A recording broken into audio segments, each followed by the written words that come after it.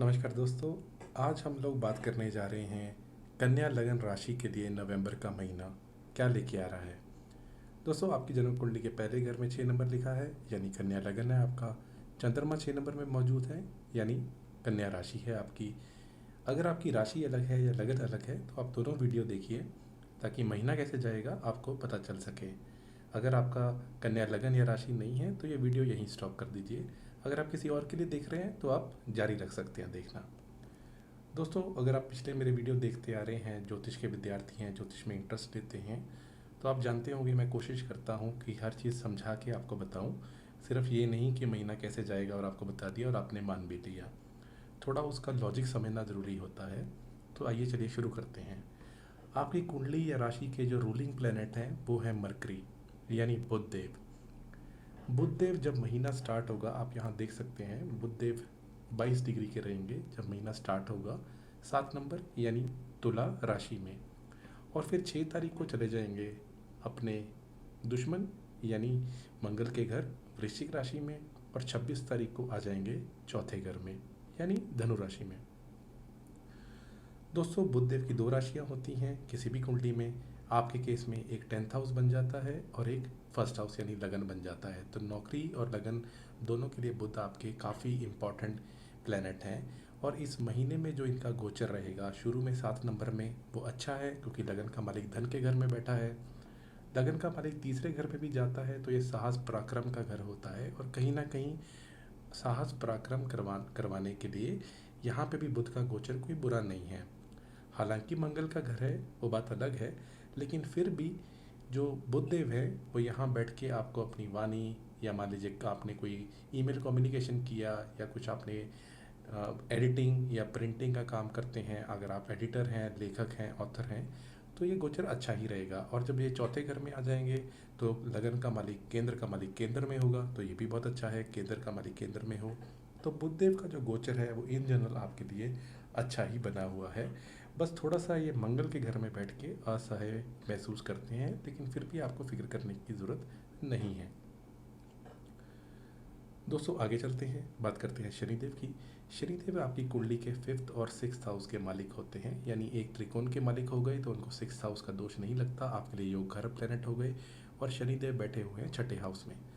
दोस्तों, शनिदेव तीसरे घर में, छठे घर में, 10वें और 11वें घर में बहुत अच्छा रिजल्ट देते हुए पाए गए हैं। 4 नवंबर को ये मार्गी भी हो जाएंगे। आप यहाँ देख रहे हैं कि ये अभी वक्री चल रहे हैं। तो इनका भी जो गोचर है वो आपके लिए अच्छा रहेगा। अगर आपकी कोई भी हेल्थ रिलेटेड प्रॉब्लम चल रही थी उसमें इम्प्रूवमेंट आएगी। शत्रु आपके सामने नतमस्तक होंगे। और कहीं ना कहीं आपके विदेश के भी जो काम होंगे वो भी बनने शुरू हो जाएंगे। इन जनरल हेल्थ में आपकी इम्प्रूवमेंट आएगी। तो उस सब मामले से अच्छा है। शनिदेव की 10वीं दृष्टि 3rd हाउस पे पड़ेगी जो बुध जहाँ पे लोकेटेड होंगे महीने के काफ़ी दिन। ये भी अच्छा है क्योंकि शनिदेव नौकरी दिलाने के कारक होते हैं और ये कंपटीशन का घर है।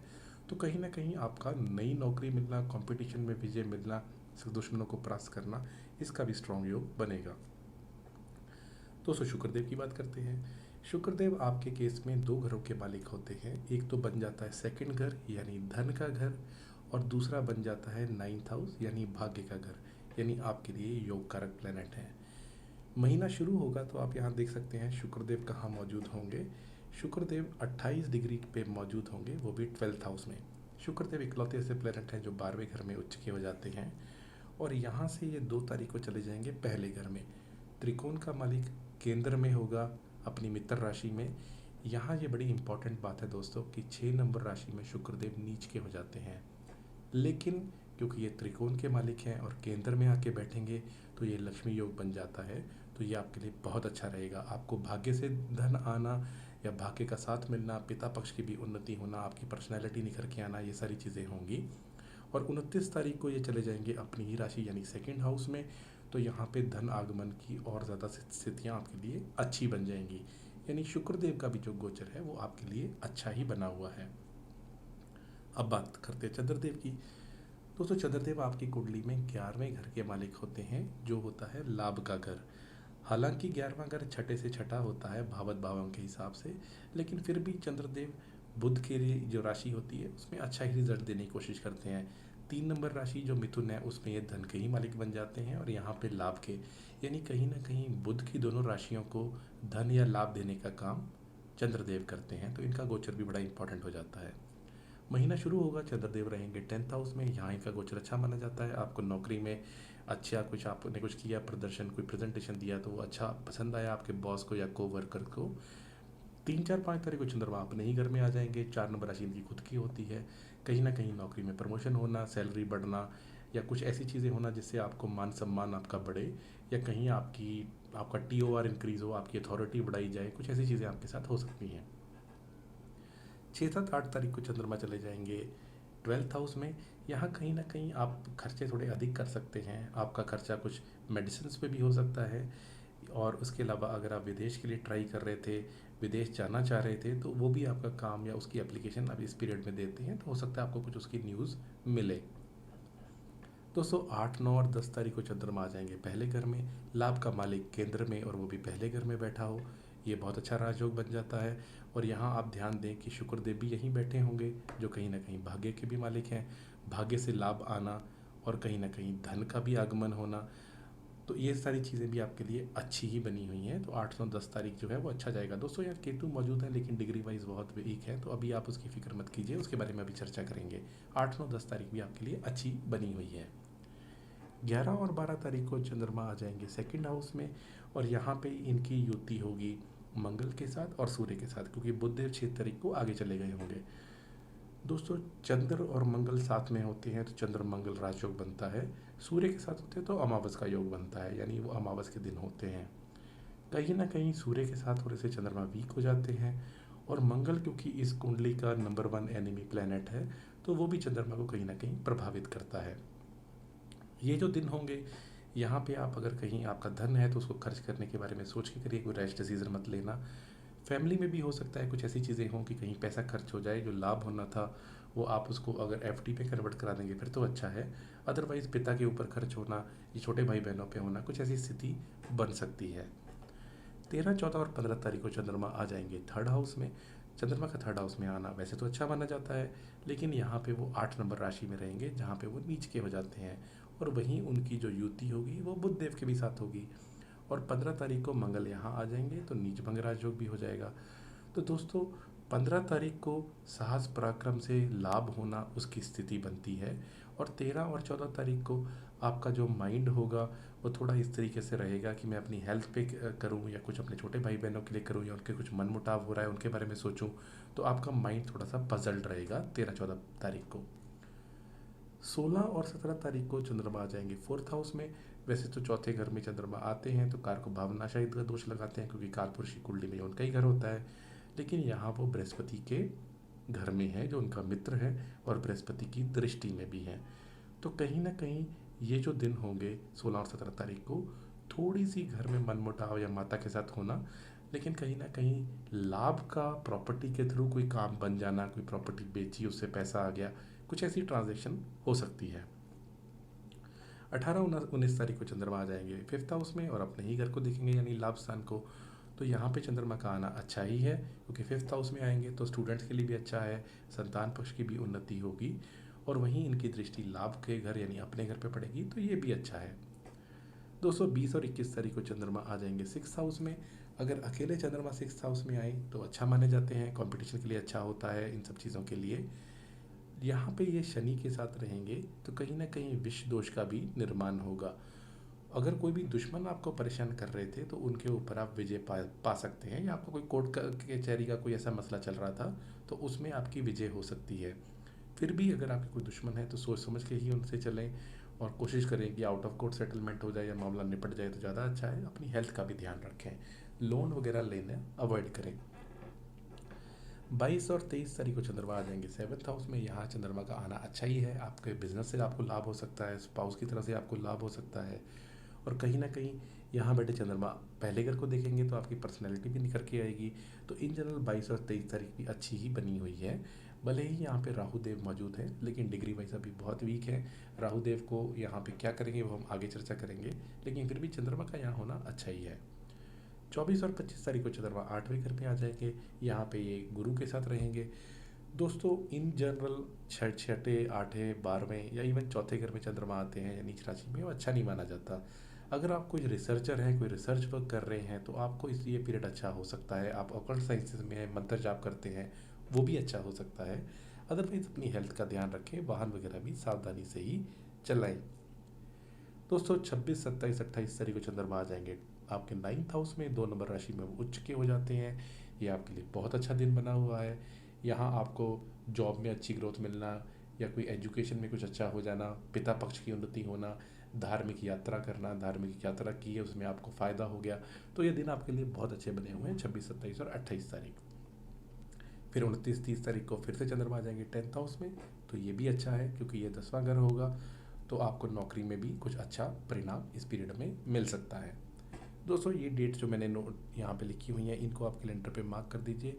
इन दिनों में कोशिश करें बाहर का खाना अवॉइड करें, पानी ज़्यादा पिएं, किसी की सलाह लेके ही कोई काम करें, रैश डिसीज़न ना लें, गाड़ी भी सावधानी से चलाएं, अननेसेसरी किसी से उलझे ना, फालतू एक्सपेंडिचर ना करें।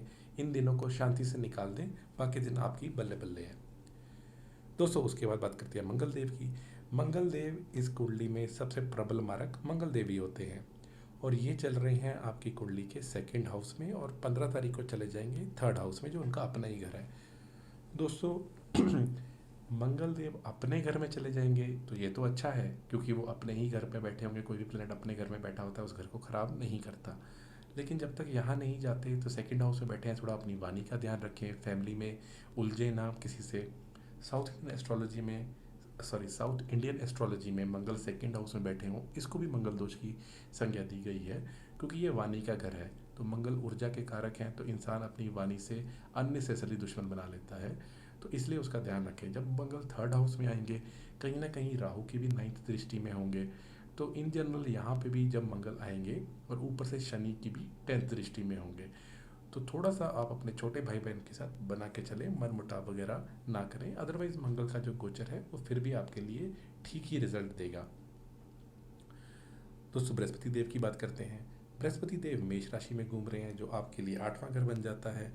और बृहस्पति देव और राहु की अब तो उनकी उन्होंने राहु देव ने अपना घर ही चेंज कर लिया है, यानी पहले 1 नंबर राशि में थे, अब 12 नंबर में आ गए हैं। तो कहीं ना कहीं बृहस्पति का अकेले हो जाना, राहु से निजात मिल जाना, तो 2 केंद्र के घरों का मालिक होकर 8वें घर में बैठना, अब थोड़ा सा उनको राहत मिली है। अप्रैल से लेके और अब तक आपने काफ़ी झेला होगा। ये जो घर होता है ये स्पाउस की वाणी का भी है, आपके इन लॉज का भी है। तो कहीं ना कहीं आपने बिना बात के कुछ झगड़े, मनमुटाव होना, कुछ स्पाउस ने बोल दिया, आपको बुरा लग गया, ऐसी स्थितियां जो चल रही थी, इनमें थोड़ी सी आपको पॉजिटिविटी मिलने लगेगी।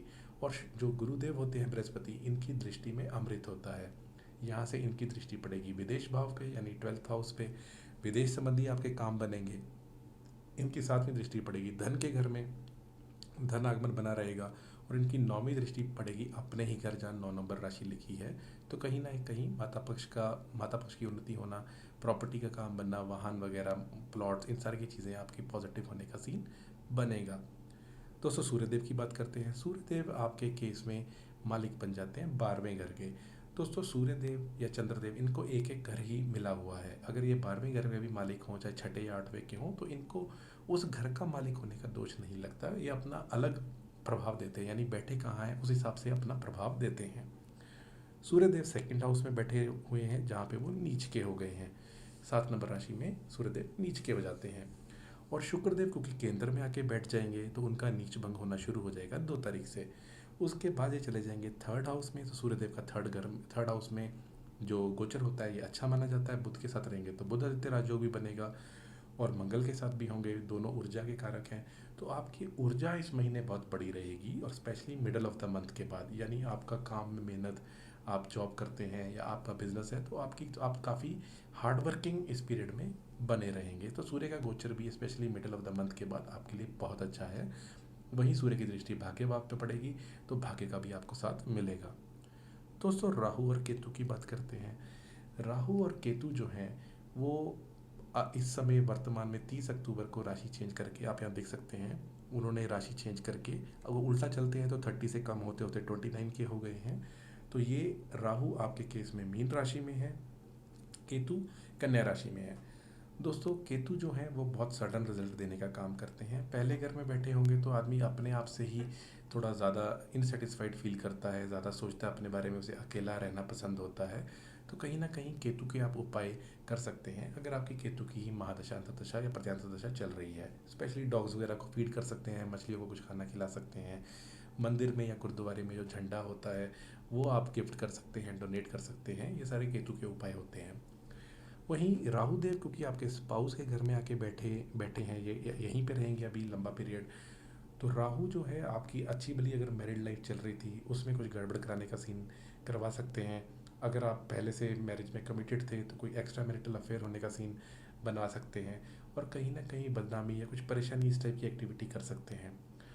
वहीं राहु देव का यहाँ बैठे होना बिजनेस में आपको सडन गेन देने का भी काम कर सकता है, क्योंकि यहाँ से राहु की दृष्टि पड़ेगी लाभ भाव पे, पांचवी दृष्टि।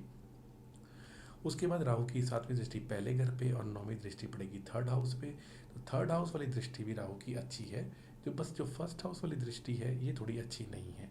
दोस्तों राहु और केतु की अगर आपकी वर्तमान में महादशा अंतर्दशा प्रत्यांतर दशा चल रही है तो आप दिए गए नंबर पे संपर्क करके इनकी पूजा पाठ करवा सकते हैं। स्पेशली अगर आपकी कुंडली में या तो ये नीच के हों, या हो सूर्य के साथ हो, या शनि के साथ हों, कहीं ना कहीं श्रापित दोष या गुरु चंडाल दोष, या कोई भी कॉम्प्लिकेटेड पोजीशन में बैठे हों या नीच के हो गए हों, तो आपको इनके उपाय ज़रूर करने चाहिए। दोस्तों अब बात करते हैं गज केसरी राजयोग की। गज केसरी राजयोग बनता है जब भी चंद्रमा और बृहस्पति या तो साथ में हो या केंद्र के संबंध में हो। दोस्तों 3, 4, 5 तारीख को ये बनेगा। 11th हाउस का ये बहुत अच्छा है, आपको बड़े भाई बहन की भी आपकी तरक्की हो सकती है। फाइनेंशियल फ्लो आपका अच्छा बना रहेगा, ये लाभ के लिए काफ़ी अच्छा रहेगा। 11 और 12 तारीख को ये बनेगा धन स्थान का ही, तो भले ही यहाँ पे सूर्य के साथ होंगे लेकिन पैसे का आगमन या लाभ का आगमन कुछ ना कुछ होता रहेगा। उसके बाद 18 और 19 तारीख को ये बन जाएगा पाँचवें घर में। तो ये भी अच्छा है क्योंकि ये जो घर होता है यहीं से हम लॉटरी, स्टॉक मार्केट, ये सारी चीज़ें देखते हैं, इवन संतान के लिए भी देखते हैं। तो कहीं ना कहीं आपका जो मनी फ्लो या अच्छा जो पीरियड है ये 18, 19 का भी आपको रिजल्ट दे सकता है। 24 और 25 तारीख को आठवें घर का बनेगा। ये कोई ज़्यादा अच्छा नहीं है क्योंकि ये सडन गेन या सडन लॉस का होता है। कोई भी रैश डिसीजन मनी मैटर्स में ना करें इन दोनों दिनों में, कोशिश करें राय मशवरा लेके ही ये सारी डिसीजंस लें। दोस्तों ओवरऑल हेल्थ की बात की जाए, ओवरऑल हेल्थ में जैसा मैंने आपको बताया कि बुध की पोजीशन अच्छी बनी हुई है, भले ही वो मंगल के घर में जाएंगे लेकिन ओवरऑल आपकी हेल्थ अच्छी बनी रहेगी। जो आपको दिन बताए हैं उन दिनों में आप थोड़ा सा ध्यान रखें। फैमिली की स्थिति की बात की जाए तो ये पूरा ही महीना अच्छा ही रहेगा, क्योंकि शुक्रदेव जो सेकंड हाउस के मालिक हैं फैमिली के लिए, वो फर्स्ट हाउस में आ जाएंगे और फिर अपने ही घर में चले जाएंगे। तो फैमिली में कोई सेलिब्रेशन होना, किसी का बर्थडे या कोई एनिवर्सरी मनाई जाना, खान पीन पे खर्च होना, फूड, फैमिली, फन, उसका पीरियड बनता है। एजुकेशन की बात की जाए तो एजुकेशन के मालिक जो हैं वो 4 तारीख को शनिदेव मार्गी हो जाएंगे। तो जो भी स्टूडेंट्स एग्ज़ाम वगैरह दे रहे हैं उनको अच्छा रिजल्ट मिलने का सीन बनता है, क्योंकि छठे घर के शनि कारक होते हैं और अच्छा रिजल्ट देते हुए पाए जाते हैं। वहीं बुध की भी सिचुएशन ठीक है, और गुरु भी जो है, जो एजुकेशन के लिए देखा जाता है, दोनों प्लैनेट्स वो भी राहु से परे हो गए हैं। तो कहीं ना कहीं एजुकेशन आपकी अच्छी बनी रहेगी। दोस्तों जो लड़के लड़कियां प्रेम प्रसंग में हैं उनकी बात कर लेते हैं। जो अगर अब आपका कोई भी प्रेम प्रसंग चल रहा है तो आपके उस घर का मालिक 6th हाउस में घूम रहा है, तो कहीं ना कहीं शनिदेव वैसे भी उनको प्रेम प्रसंग से कोई मतलब नहीं है, क्योंकि वो बोरिंग प्लेनेट है, 5th हाउस के मालिक हैं। जब भी ऐसी डेट्स बनेंगी जब या तो शुक्र देव के साथ चंद्रमा होंगे, जैसे 8, 9, 10 तारीख की, या मान लीजिए शुक्र देव के साथ चंद्रमा का ऑपोजिशन हो जाएगा जैसे 22 और 23 तारीख, तो इन डेट्स पे आप डेटिंग वगैरह पे जा सकते हैं। अदरवाइज़ पूरा महीना लव अफेयर उन सब के लिए थोड़ा बोरियत भरा ही भरा हुआ है। जब यहाँ पे कोई शुभ प्लेनेट आएंगे तब अच्छे योग बनेंगे, बट इन जनरल जो डेट्स बनती हैं आप उसका फ़ायदा उठा सकते हैं। दोस्तों जॉब की बात की जाए, जॉब की स्थिति बहुत अच्छी है। एग्ज़ाम के थ्रू कंपटीशन क्रैक करके जॉब मिल जाना, 9th हाउस के मालिक का केंद्र में आ जाना, फिर अपने घर में जाना, ये अच्छा है। फिर वहीं पे जो 10th हाउस के मालिक हैं बुध देव, उनकी भी स्थितियाँ ठीक ही बनी हुई हैं, और चंद्रदेव की कुछ कुछ दिनों की स्थितियाँ अच्छी बनती हैं। तो ओवरऑल जॉब की सिचुएशन ठीक बनी रहेगी। बस वही है कि थोड़ा सा आप कोशिश करें, अगर आप जॉब करते हैं तो अपनी प्रेजेंटेशन जो स्किल है उसको थोड़ा बढ़ाएं, क्योंकि जब 3rd हाउस में बुध आ जाएंगे तो आपको अपनी प्रेजेंटेशन स्किल्स का अच्छा फ़ायदा मिल सकता है, तो उसका आप एडवांटेज ज़रूर ले सकते हैं। दोस्तों मैरिज के लिए आपको थोड़ा अभी वेट करना पड़ेगा। आपके 7th हाउस के मालिक अभी भी 8वें घर में घूम रहे हैं, तो थोड़े महीने आप वेट कर लीजिए, आपका शुभ पीरियड मैरिज के लिए आ जाएगा। स्पाउस की बात की जाए तो स्पाउस की स्थितियाँ अच्छी बनने का सीन बनना शुरू हो गया है, क्योंकि कहीं ना कहीं उनके जो घर के रूलिंग प्लेनेट है यानी 7th हाउस के, वो राहु से परे हो गए हैं। और वहीं 2nd हाउस में बृहस्पति जो है वो स्पाउस के लिए धन का घर बन जाता है, और राहु की दृष्टि पड़ेगी 11th हाउस पे, तो स्पाउस को थोड़ा लाभ होना, धन आगमन होना, उसकी स्थितियाँ बनेंगी, उस हिसाब से अच्छा है। बिजनेस पार्टनर के साथ थोड़ा सोच समझ के ही काम करें। अगर आप अकेले बिजनेस करना चाहते हैं, वो पीरियड आपके लिए अच्छा है। ओवरऑल फाइनेंस की बात की जाए तो दोस्तों इसके लिए हम 2nd और 11th हाउस देखते हैं। तो 2nd हाउस का मालिक तो मैंने आपको बता ही दिया कि वो स्ट्रांग हो जाएंगे, फिर अपने घर में आ जाएंगे, तो फाइनेंशियल फ्लो आपका बना रहेगा, मल्टीपल सोर्सेज से भी पैसे आने का सीन बन सकता है। अगर ओवरऑल गेंस की बात की जाए तो दोस्तों चंद्रदेव, उसके लिए 11th हाउस देखा जाता है, जो बहुत फास्ट मूविंग प्लेनेट है। जिन दिनों का मैंने आपको बताया उस पीरियड में आप ध्यान रखें, जैसे शनि के साथ विष दोष में होंगे, उस पीरियड का ध्यान रखें। कुछ ऐसे गेंस होने हैं तो उनको डिले कर दें। जो अच्छे दिन बताए हुए हैं उनमें आप अपने गेंस को प्लान आउट कर सकते हैं। जैसे 26, 27, 28 तारीख बहुत अच्छा दिन है, 1, 2, 29, 30 भी अच्छा है, 3, 4, 5 तारीख भी अच्छी है। वहीं उसके अलावा 8, 9, 10 और 11, 12 भी ठीक है। तो दोस्तों कुछ जो ऐसे दिन हैं जो मैंने आपको बताए चंद्रमा के लिए, तो उन दिनों में आप अपना ओवरऑल गेंस को प्लान कर सकते हैं। अब बात करते हैं आपको क्या पूजा करनी चाहिए। दोस्तों गणेश आरती, गणेश चालीसा वेडनेसडे को आपके लिए बहुत अच्छा है, आप इसको करते रहिए। शनिदेव के लिए शिव चालीसा करना, शिवलिंग पे जल चढ़ाना, ये आप कर सकते हैं। वही सिद्ध कुंजी का स्तोत्र आप कर सकते हैं, या जिसको भी आप कुल देवी मानते हैं उसकी पूजा कर सकते हैं। गणेश, राहु और केतु के लिए आपकी कुंडली में अगर योग कारक स्थिति में नहीं है तो आप गणेश अस्त्र श्रेष्ठ का भी पाठ कर सकते हैं। और कहीं ना कहीं कोशिश करें कि आप अपनी कुंडली का विश्लेषण करें, क्योंकि पहले घर में केतु और 7वें घर में राहु आपको काफ़ी प्रॉब्लम दे सकते हैं इस आने वाले पीरियड में। तो आप अपनी कुंडली का विश्लेषण करवाएं अगर आपकी विशेष परिस्थिति है। दोस्तों हमारे यहाँ पूजा का भी वो प्रबंध होता है, यानी अगर आपको पूजा करानी है वो भी आप करवा सकते हैं। स्टोन वगैरह आप कुछ पहनना चाहते हैं, रुद्राक्ष, वो भी आपको बताए जा सकते हैं। और दान आपको क्या करना चाहिए। ये जो वीडियो है ये गोचर के आधार पे है, आपको चाहिए आप अपना खुद का कुंडली विश्लेषण करवाएं अगर किसी विशेष परिस्थिति में है। दोस्तों आज के लिए इतना ही। आपको वीडियो अच्छा लगा इसको लाइक कर दीजिए, चैनल पे पहली बार आए हैं सब्सक्राइब कर लीजिए। आज के लिए इतना ही, आपका बहुत बहुत आभार।